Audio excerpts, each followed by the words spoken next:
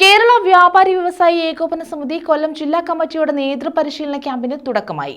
പരിവർത്തൻ 2025 എന്ന പേരിലാണ് ക്യാമ്പ് നടത്തുന്നത്. സംസ്ഥാന പ്രസിഡന്റ് രാജു അപ്സര ഉദ്ഘാടനം ചെയ്തു. കേരള വ്യാപാരി വ്യവസായി ഏകോപന സമിതി കൊല്ലം ജില്ലാ കമ്മിറ്റിയുടെ 2025 നേതൃത്വ പരിശീലന ക്യാമ്പിന് തുടക്കമായി. സംസ്ഥാന പ്രസിഡന്റ് രാജു അപ്സര ഉദ്ഘാടനം ചെയ്തു.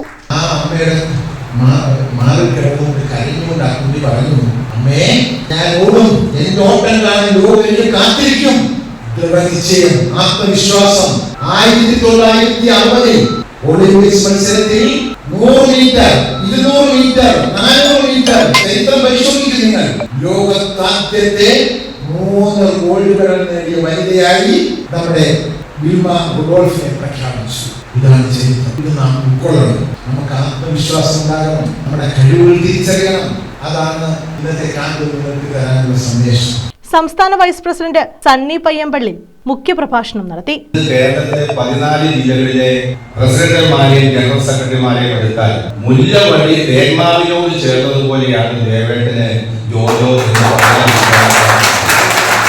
എന്ന് അധികം കൂട്ടുപിടിക്കുന്നതാണ് കവികളിന്റെ ബുദ്ധി സാമർഥ്യവും ഫിനാൻസ് മാനേജ്മെന്റ്. അതിനോടൊപ്പം നിൽക്കുന്നതാണ് നിങ്ങളുടെ വൈസ് പ്രസിഡന്റുമാരും എക്സിക്യൂട്ടീവ് കമ്മിറ്റി അടങ്ങുന്ന മുഴുവൻ ആളുകളും.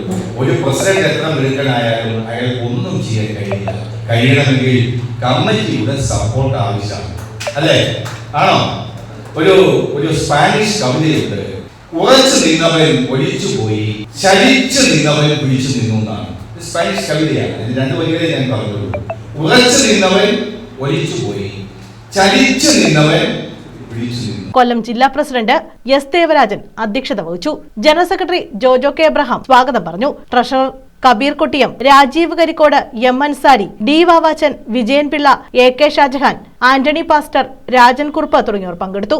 News bureau, Karunagappally.